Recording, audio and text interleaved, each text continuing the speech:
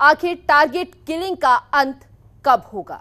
जी हां, घाटी में एक बार फिर गैर कश्मीरी की गोली मारकर हत्या कर दी गई है और इस तरह की घटना सामने आई है। बांदीपोरा में आतंकवादियों ने शुक्रवार सुबह इस घटना को अंजाम दिया। मौके पर पुलिस पहुंच गई। इसके साथ ही आतंकियों की तलाश में घेराबंदी की जा रही है। पुलिस के मुताबिक ये घटना बांदीपोरा जिले के तहसील अजस में सदुनारा गांव में हुई है। मजदूर बिहार का रहने वाला था। उसकी पहचान मोहम्मद अमरेज के रूप में हुई है। अमरेज मधेपुरा जिले के बेसाड़ गांव का रहने वाला था। उसके पिता का नाम मोहम्मद जलील बताया जा रहा है। अमरेज यहां मजदूरी करने आया था। उसके बारे में अन्य जानकारी जुटाई जा रही है। जम्मू कश्मीर पुलिस ने बताया कि आधी रात को यह घटना को अंजाम दिया गया है। बांदीपोरा के सोदनारा सुंबल में आतंकवादियों ने मजदूर पर गोलियां चलाई और घायल कर दिया। उसे इलाज के लिए अस्पताल ले जाया गया, जहां उसने दम तोड़ दिया। तो इस वक्त की बड़ी जानकारी आपको दे रहे हैं, लेकिन सवाल लगातार यही बरकरार है कि आखिर टारगेट किलिंग का अंत कब होगा, क्योंकि प्रशासन, सरकार लगातार तमाम दावे करता है, वायदे करता है, लेकिन अगर जमीनी स्तर की बात की जाए तो अभी भी आतंकियों का बोलबाला वहां पर नजर आ रहा है। जिस तरह से केवल 19 वर्षीय युवक की हत्या कर दी गई, कारण गैर कश्मीरी होना सिर्फ।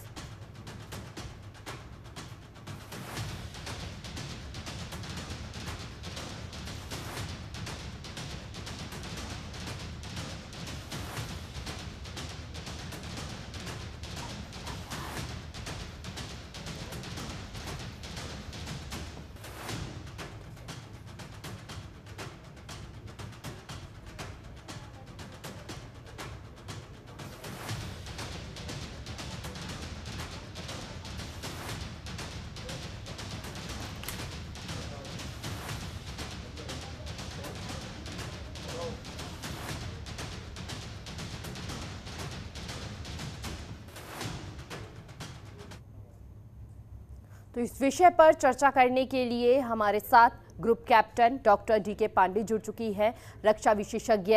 इस विषय पे खास बातचीत करेंगे। हमारा सबसे पहला सवाल आपसे यही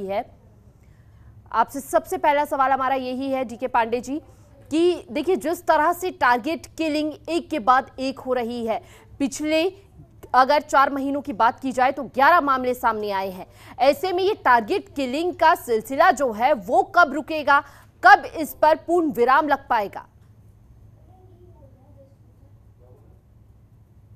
बहुत ही महत्वपूर्ण प्रश्न किया और समय की आवश्यकता भी है कि हम इस पर पूरी 100% अपना दें, ताकि सुरक्षा, वो आम नागरिक जो वहां पर लोग हैं वह सुरक्षित रहें। 2 बातें जो हुई, अभी आपने खबर में सुना होगा किस प्रकार से परलाम में जो सैनिक अड्डे पर आक्रमण किया गया और उनके आतंकवादियों को धराशायी किया गया, तो ये उसका प्रतिरोध के रूप में है। और दूसरा, 5 अगस्त को 2019 को 370 धारा जब हटाकर जम्मू कश्मीर को और जो है जो आजादी दी गई, ताकि वो खुद अपना विकास को देख सके और तेजी से आगे बढ़ सके प्रगति की ओर, उसके प्रति जो जन आक्रोश था आतंकवादियों का, जो आतंकवादी थे उनके जो ग्रुप थे जितने भी, वो सब उसके विरोध में थे। और साथ में ये भी था कि जो भी गैर कश्मीरी है वो जम्मू कश्मीर में कोई किसी प्रकार की जमीन नहीं, प्रॉपर्टी नहीं खरीद सकता। उस पर भी जो है जो रोक थी वो सरकारी तौर से हटा दी गई। तो इससे जो है पूरे आतंकवादी तिमिला गए और बहुत तेजी से, अगर आप ध्यान दें, तो आतंकवादी घटनाओं पर काबू किया गया। पहले अगर क्रम चल रहा था कि कश्मीरी पंडितों पर आक्रमण होते थे, उसके बाद जो है कश्मीरी पंडितों पर बहुत तेजी से जब कदम उठाया गया, तो जो है अब वो जो है ये मुसलमान जो जाति के लोग हैं उन पर कर रहे हैं। देखिए, आतंकवाद का कोई भी जाति नहीं होती, कोई धर्म नहीं होता, वो एक नृशंस अपराध है, मानवता के विरुद्ध अपराध है वो। तो उसकी भर्त्सना हर जगह करनी चाहिए और उसको रोकने का प्रयास करना चाहिए। देखिए, 2018 में सैनिक अड्डे पर पिछला आक्रमण हुआ था और 3 सैनिक मारे गए थे, हमको पता है। लेकिन ये बताता है कि पिछले 4 सालों पर किसी भी सैनिक अड्डे पर आक्रमण न होना भी बताता है कि किसी प्रकार से हमने कुछ रोक उसमें प्राप्त की।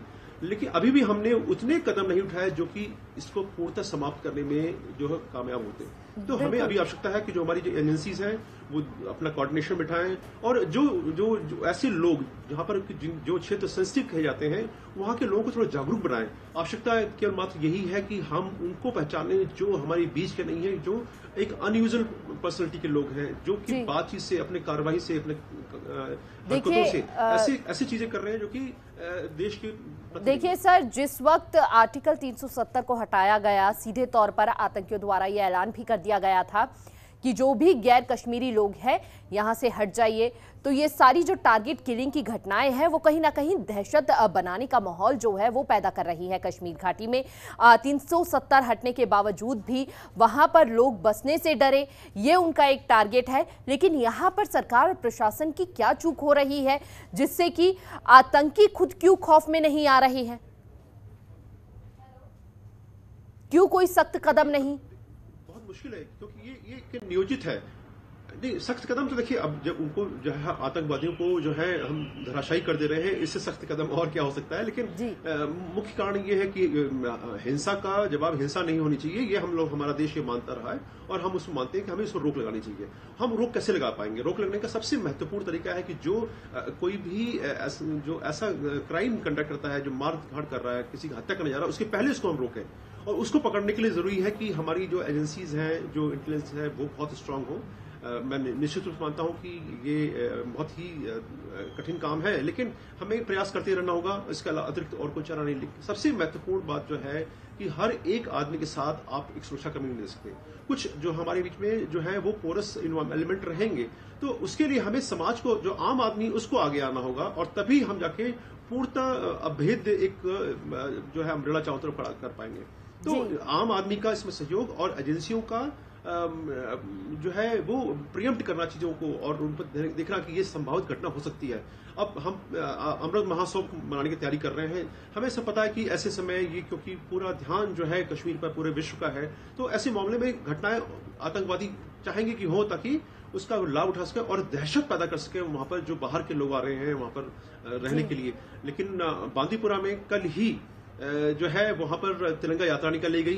वो बताता है कि वहां वानी के जो क्षेत्र है वहां पर तिरंगा यात्रा निकलना, ये बताता है कि अब धीरे धीरे जनमानस जो है वो आम जनजीवन की तरफ आ रहा है और कई विकास के कदम उठाए गए हैं। लेकिन ये सबसे, मैं ये नहीं कहना चाहता कि सुरक्षा की तरफ कोई कोताही बरती जाए। सुरक्षा जो है बहुत महत्वपूर्ण है, क्योंकि अगर आम आदमी वहां पर सुरक्षित नहीं होगा तो वो वहां पर काम काज नहीं कर पाएगा और विकास नहीं हो पाएगा। तो दो आते आपस में, जितनी सुरक्षा एजेंसी है आपस में एक तालमेल बिठाएं और दूसरा जो वहां का आम नागरिक है वो भी सहयोग दे। देखिए, आर्टिकल 370 हटने के बाद कई ऐसे मामले एक के बाद एक आए और अगर 2022 की बात की जाए तो बैंक जो ऑपरेटर थे उनकी बात कर ली जाए, कांस्टेबल की बात कर ली जाए या दुकानदार व्यापारी की बात कर ली जाए, लगातार जो है इस तरह का सिलसिला जारी रहा टारगेट किलिंग का। जी, तो ऐसे में सवाल तो यही उठ रहा है कि जो आतंकी करना चाह रहे थे, गैर कश्मीरियों को मारना, दहशत फैलाना, उसमें तो वो कामयाब होते जा रहे हैं। और ऐसे में अगर 370 हट भी गया है तो अन्य राज्य के जो लोग हैं, अगर वो वहां पर जमीन खरीदना चाह रहे हैं या फिर पुनर्वास की अगर बात कर ली जाए कश्मीरी पंडितों की, वो एक बार फिर से वहां पर घर बसाना चाहे, तो ये टारगेट किलिंग के चलते तो वो दहशत का माहौल बना ही रहे हैं। कैसे फिर वो पॉसिबल हो पाएगा? निश्चित रूप से आप, लेकिन जैसे मैंने पहले भी कहा कि जो वहां पर सेंसिटिव जो एरियाज हैं उसमें हमें सुरक्षा बलों को और बढ़ाना ही होगा और इसके अतिरिक्त तो कोई तरीका नहीं है, क्योंकि अगर वहां के लोगों में एक विश्वास बन गया तो वो भी आपका सहयोग करेंगे।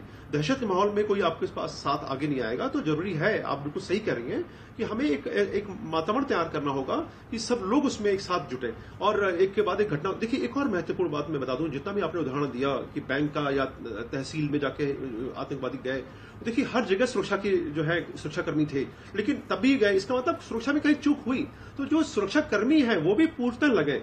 ये उसको कैजुअली लेना और उसको ढिलाई बरतना, ये निश्चित रूप से ऐसी घटनाएं होती रहेंगी और इसको हम रोक नहीं पाएंगे। सुरक्षा कर्मियों को पूरा चुस्ती के साथ लगना होगा और हर एक को अपना उत्तरदायित्व समझना होगा। हर एक का इसमें सहयोग होगा। ये हम चाहे कि सरकार है वो केंद्र सरकार कर ले या राज्य सरकार कर ले, सरकारी नहीं, सरकार कर्मी करते हैं, सुरक्षा का एक वातावरण पैदा करते हैं। जो दहशत का, आतंक का एक माहौल बनाने का प्रयास करा जाए, उसको चकनाचूर करने का इसके अतिरिक्त और कहीं भी कोई चारा नहीं हो सकता। जी, तो सबको आगे मिलकर बढ़ना होगा। सबसे जो महत्वपूर्ण विषय है वो यही है।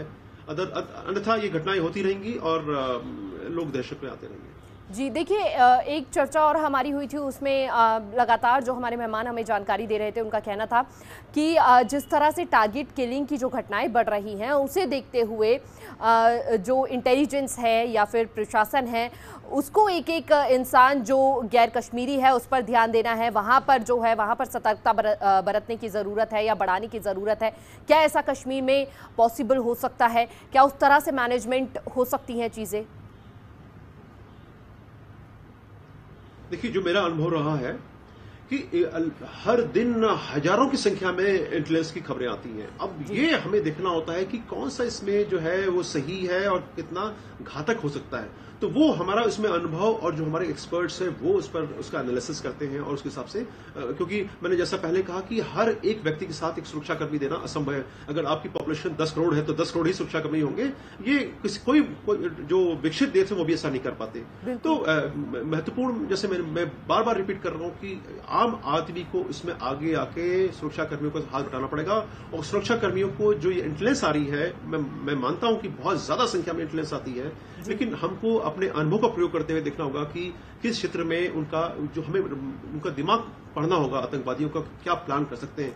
हमें पता है कि जैसे एक बहुत मामूली बात है कि अब जब अमृत महोत्सव होगा, ध्वजा फहराई जाएगी, तिरंगा फहराया जाएगा, तो उन क्षेत्रों में जहां पर कि लोग एकत्रित होंगे वहां घटना घटने की संभावना बहुत ज्यादा है।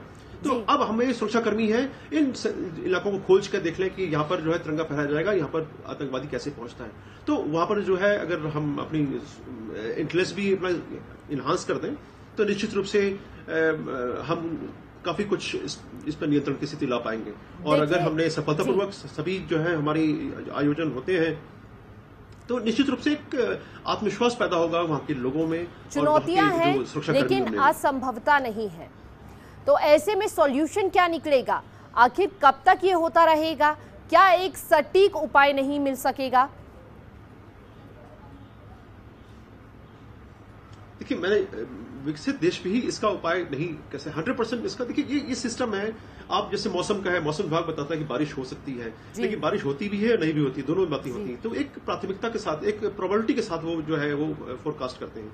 तो कोई भी देश, चाहे आप किसी भी देश को ले, चाहे इजराइल ले लें जो कि इतना प्रसिद्ध है अपनी सुरक्षा के प्रति, अमेरिका ले लें या ताइवान ले लें, इन सभी क्षेत्रों में जहां पर कि बहुत ज्यादा, मैं ताइवान और इजराइल के इसलिए आपको दे रहा हूं कि छोटे क्षेत्र होने के बाद भी बहुत ज्यादा तवज्जो देते हैं आतंकवाद के विरुद्ध अपने सुरक्षाकर्मियों पर। उसके बावजूद भी वहां घटनाएं होती, तो असंभव है एकदम शून्य करना। लेकिन हम अगर लोगों के साथ एक आत्मविश्वास की डोर बांध सकें तो हम निश्चित रूप से इसको बिल्कुल बहुत ही मिनिमम कर पाएंगे। जनता का सहयोग भी उतना ही जरूरी है प्रशासन और सरकार के लिए कि कश्मीर जो है ये तमाम परेशानियों से बाहर निकल सके। बहुत बहुत शुक्रिया आपका हमारे साथ खास बातचीत करने के लिए इस खास विषय पर। खबरों के निष्पक्ष विश्लेषण के लिए सब्सक्राइब करें Jantantra TV and press the bell icon. Never miss any update.